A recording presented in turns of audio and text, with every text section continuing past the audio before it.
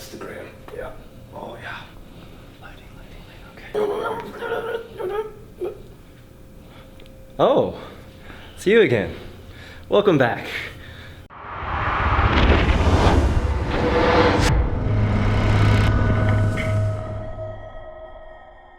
You caught me in the middle of my posing. How dare you? But anyway, a lot of you have been asking me about my diet. So today we're just gonna have a quick introduction to what I do. First and foremost, I think some of you may know I'm on the keto diet. If you're unfamiliar with it, Keto. It's very popular in the US right now and all across the world. I think it is catching on a little bit with Koreans. So now we'll get into it.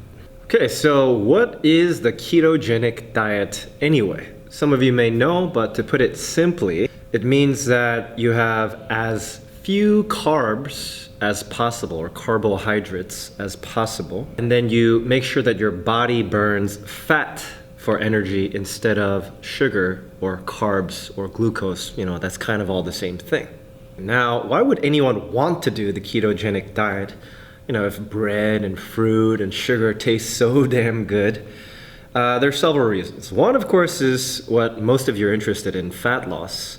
And the second, we won't talk that much about it, but that's like medical reasons. For example, if you're diabetic. So let's talk about reason number one, fat loss. The reason ketogenic diet is often optimal for fat loss is that you're burning the fat on your body for fuel by limiting your carbohydrates. And of course, it's not magic. Like, it's not like suddenly because you're on keto, you're gonna lose way more weight. But the diet itself often limits the amount of calories you can have per day. And because, you know, your appetite is a little bit lower on this diet as well, you'll end up losing more fat because you're having lower calories and you're using that body fat wherever you stored it for fuel. Why am I shooting a video on ketogenic diet if there's so many videos out there? You know, you can Google it, YouTube it, probably plenty of other Korean YouTubers, American YouTubers go over it. But I feel like not that many of them explain how to do the ketogenic diet while powerlifting or strength training. And I feel like I have several years of experience doing exactly that. Where the hell did this come from? Well, anyway, I don't know why that's there, but you can read it if you want to. So my background in keto. I've actually done it for approximately 4 years total. I think I started in 2016 as an experiment, I'd say, before it even got very popular. Then I did it for like 3 years straight, you know, of course, with a couple cheat days here and there. 2019, I took a full break just to dedicate to bulking.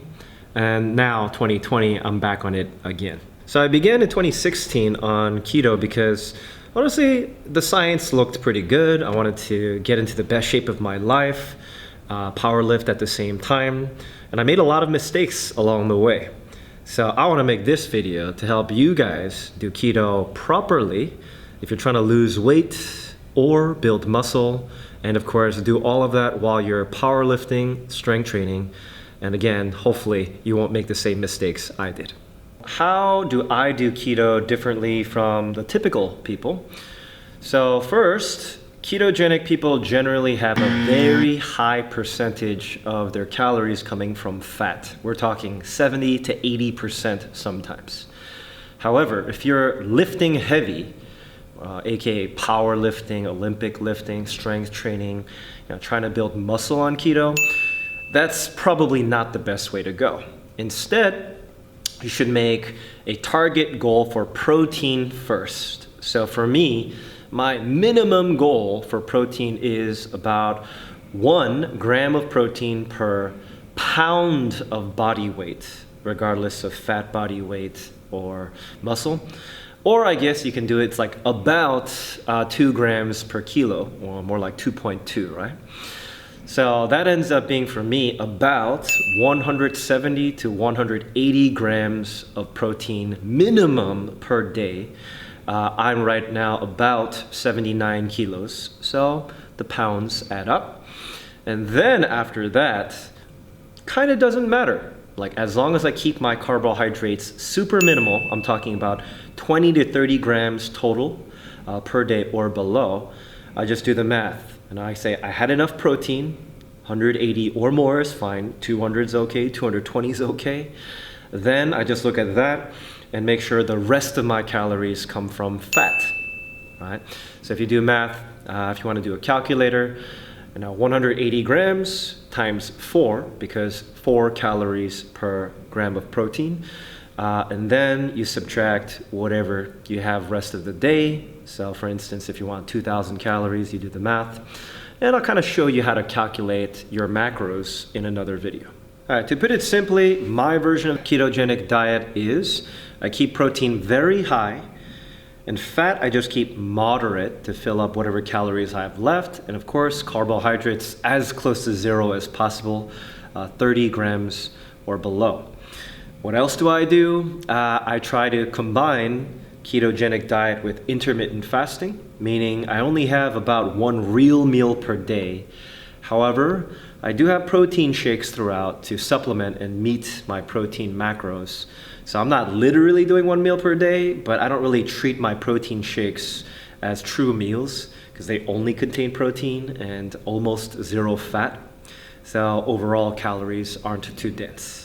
Another thing I do quite differently from a lot of just typical keto people is I make sure to supplement electrolytes in particular, because I'm a power lifter.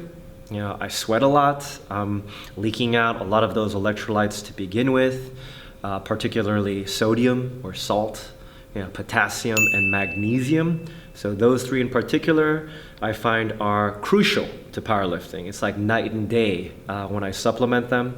And I actually have a video dedicated to how I did my electrolytes that I made quite a while ago. But I think I will remake that, probably with Korean subtitles as well, so look forward to that.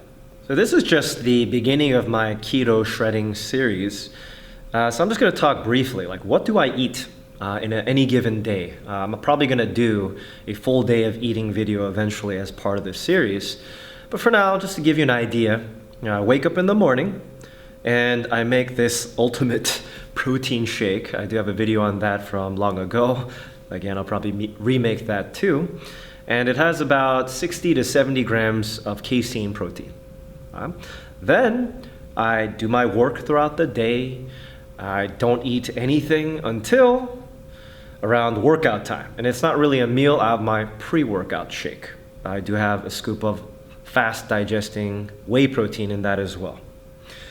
Then I work out, and then after all my work is done, even at the gym, I'll go home, which is approximately 3 to 4 hours after my workout's complete, and I'll actually have my first real meal of the day.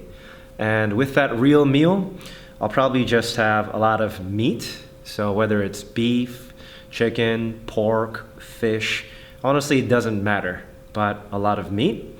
I love eggs, cheese. Generally, all the things I just mentioned are extremely low or close to 0 carb. And I will, of course, mix in things like avocado if I have it available, because that is a high-fat vegetable or fruit, whatever you want to call it. I probably will have some lettuce, green leafy vegetables that are mostly fiber, which is not really absorbed into your body as a form of carbohydrate. And I do kind of stuff myself in that meal because it's my 1 real meal of the day. And I guess you'd say the majority of my calories come there. That meal ends up often being about 1,000 to 1,200 calories. And then overall, if you combine my protein shakes, I end up having about 1,800 to 2,000 calories per day right now while I'm cutting. If I were trying to maintain, I would probably go to about 2,500 calories. And I know these numbers sound crazy to you, but in another video down the line, I'll show you how do I calculate these macros. Like, where did these numbers come from? Did I just come up with them? No, it's based on a formula. We'll do that together in probably the next video. I'll show you just line by line on a website what numbers to plug in and how to decide for yourself if you want to follow my version of the kind of strength athlete ketogenic diet program.